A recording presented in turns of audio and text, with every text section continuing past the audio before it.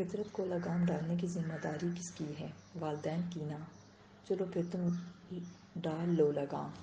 ابراہیم صاحب نے غصے سے تکیہ ٹھیک کیا اور لیٹ گئے۔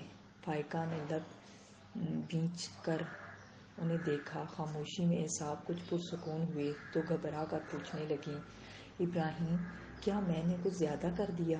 اب یہ تو تمہارا بیٹا ہی تمہیں بتائے گا۔ ابراہیم نے بازو آنکھوں پر رکھ کر گویا بات ختم کر دی تھی۔ دروازہ ثمینہ نے کھولا تھا۔ صائم کو دیکھ کر بالکل ہی بھڑک اٹھیں۔ وہ بے چارہ کہتا رہ گیا، آنٹی ایک بار میری بات تو سنیں، میں امی کی طرف سے معافی مانگتا ہوں۔ مگر ثمینہ نے اس کی ایک نہیں سنی تھی، صرف اپنی سنائی اور دل کھول کر سنائی تھی۔ صائم کے کانوں سے دھواں نکلنے لگا تھا۔ آج کے بعد اس گھر کے آس پاس بھی نظر آئے تو دیکھنا میں تمہارا حشر کیا کروں گی۔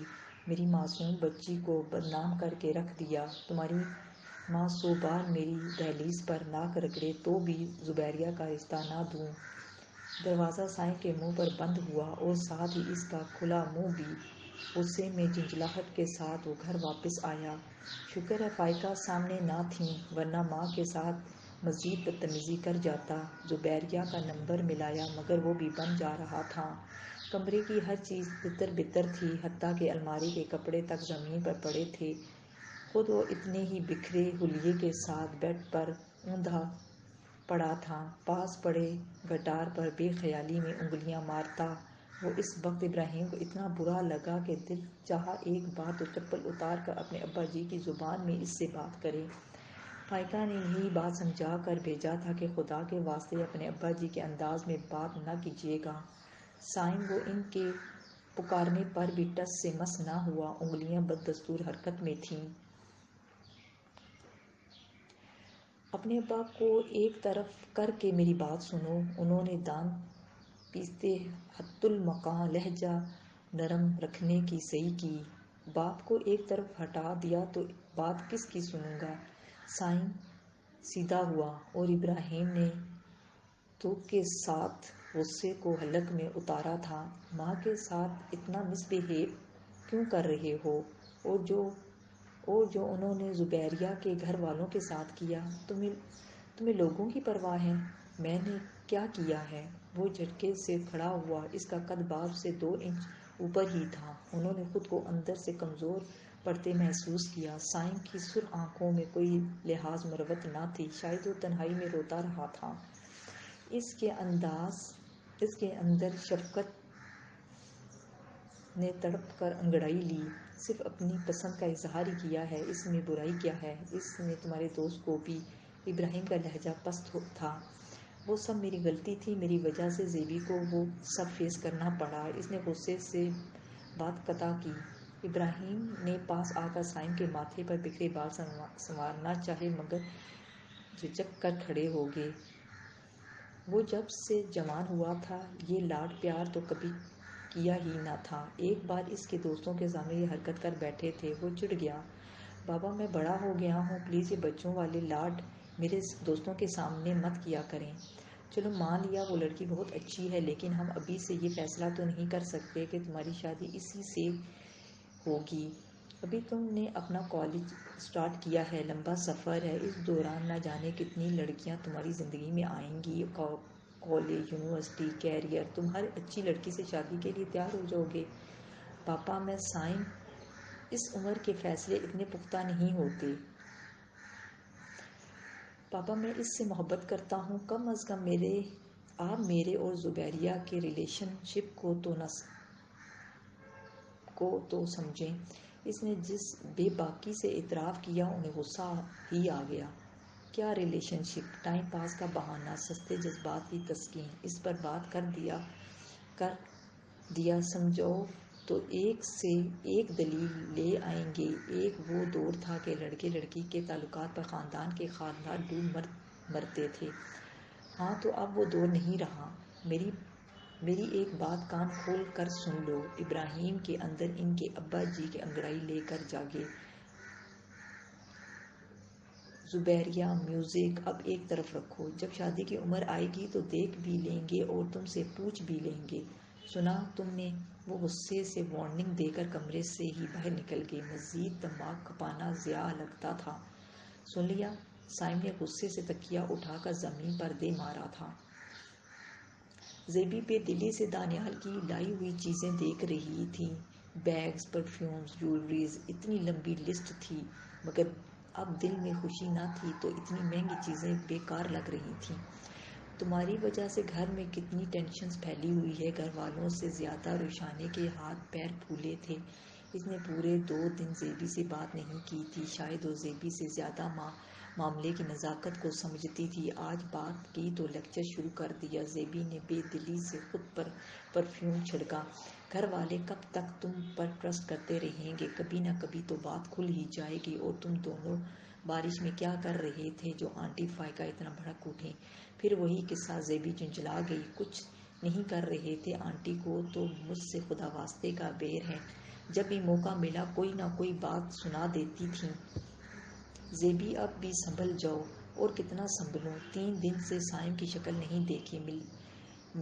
ملنا بند ہے، بات چیت بند ہے۔ پتہ نہیں دنیا محبت کے اتنا خلاف کیوں ہے۔ محبت میں جو بے وقوفیاں سرزد ہوتی ہیں، دنیا اس کے خلاف ہے۔ روشانے نے ترنت جواب دیا۔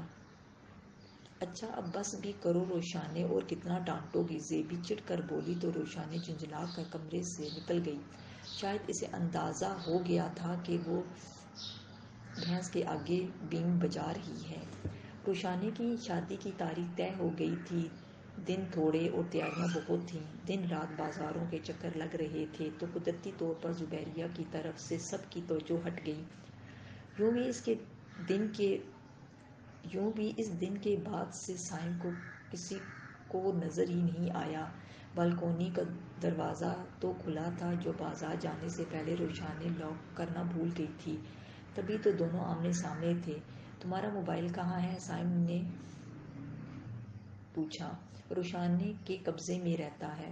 کب ان محترمہ کی شادی ہوگی؟ وہ چڑ گیا۔ شادی کے بعد بھی محترمہ یہیں رہیں گی؟ زیبی مسکرائی۔ کمرہ بدلے گی یا اس کا بھی ارادہ نہیں ہے؟ کیا ہو گیا ہے؟ زیبی کو ہنسی آ گئی۔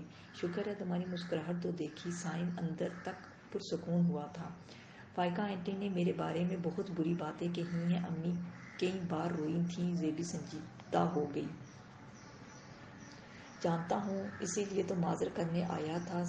سائم تمہارے گھر والے مجھے پسند نہیں کرتے۔ میں تو کرتا ہوں، یہی کافی ہے۔ سائم تم بدل تو نہیں جاؤ گے؟ دھوپ مکانوں کی چھتوں سے اتر کر دیوار کے سائے میں چھپنے لگی تھی۔ زرد شام میں وہ سائم نے بے اختیار اس کا ہاتھ تھاما۔ تم یہ سوچ بھی کیسے سکتی ہو؟ لڑکے بدل جاتے ہیں، لڑکیاں نہیں بدلتی۔ نہیں، کیوں؟ کیونکہ لڑکیاں وقتی دوستی پر نہیں، ساری عمر ساتھ نبھانے پر یقین رکھتی ہیں۔ زبیریہ کا سنجیدہ گھبرایا چہرہ سائم کو بہت حسین لگا۔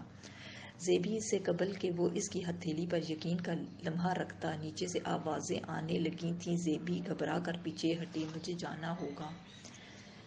جانتا ہوں، سنڈریلا کے 12 بج گئے ہیں۔ زیبی مسکرا کر جانے لگی تھی کہ سائم نے پکار لیا۔ وہ بالکونی کے دروازے میں رک کر پلٹی۔ سائم نے 2 انگلیوں کو لبوں سے چھو کر اس کی طرف اشارہ کیا تھا۔ زیبی ایک خوبصورت لمحہ چرا کر نیچے آ گئی۔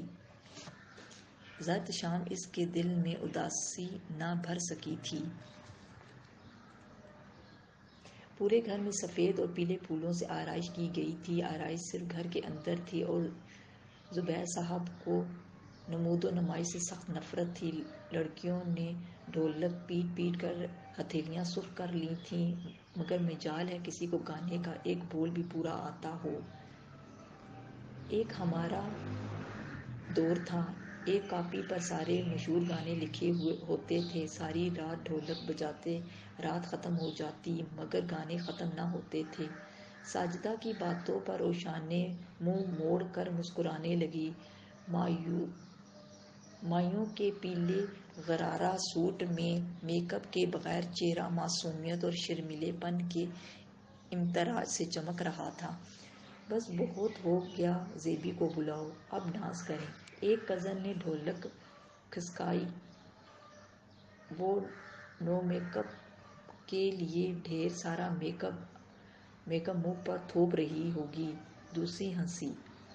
لیکن زبیریہ میک اپ تھوپنے سے فارغ ہو کر سائم کو ویڈیو کال کر رہی تھی۔ اس شادی کے لیے دونوں نے ڈھیروں پلانز بنائے تھے۔ اب سائم شامل نہیں تھا تو یہ کیسے ممکن تھا وہ اسے شامل نہ کرتی۔ کیسی لگ رہی ہوں؟ گلابی اور پیلے کام والے شرارہ کرتی میں وہ چھوٹی سی دلہن لگ رہی تھی۔ اتنی پیاری لگ رہی ہو کہ نظر اتارنے کو دل کر رہا ہے۔ تو تم تائی امی جیسی باتیں کرنے لگے۔ وہ کھلکھلائی۔ تمہاری تائی امی اور کیا کہتی ہیں؟ ماتھا چوم کر گلے سے لگاتی ہیں، وہ روانی سے بولی اور سائم کے چہرے پر منی خیز مسکراہٹ بکھر گئی۔ زبیریہ کی ہتھیلیاں پسینے سے بھیگ گئیں۔ تم ایسی باتیں کرو گے تو میں کال بند کر دوں گی۔ میں نے تو کچھ بھی نہیں کہا، میں جا بھی رہی ہوں، نیچے سب مجھے ڈھونڈ رہے ہیں۔ وہ جلدی چوڑیاں پہننے لگی۔ چوڑیاں کیوں؟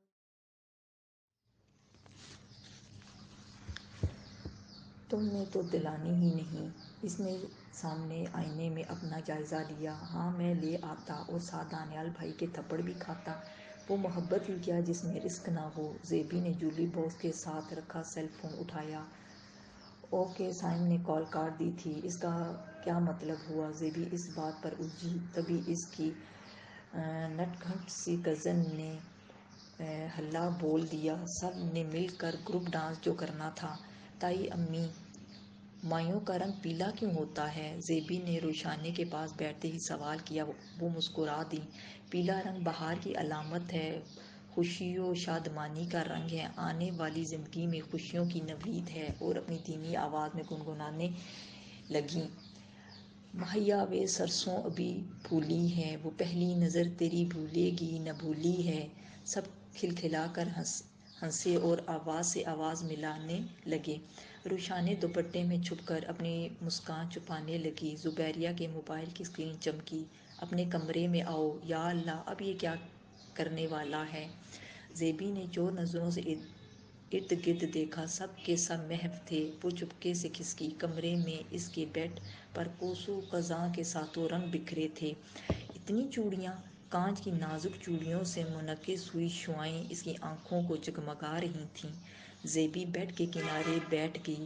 انگلیوں کی پوروں نے ریشمی کانچ کو نہیں، کسی کے دل میں موجود اس کی محبت کو چھوا تھا۔ وہ کوسوں خزاں کے رنگوں میں بھیگنے لگی۔ موبائل اسکرین روشن ہوئی۔ یہ چوڑیاں نہیں، میری محبت کے رنگ ہیں۔ چوڑیاں ٹوٹ کر بکھر جائیں گی، مگر میری محبت کے رنگ ہمیشہ تمہیں اپنے حصار میں رکھیں گے۔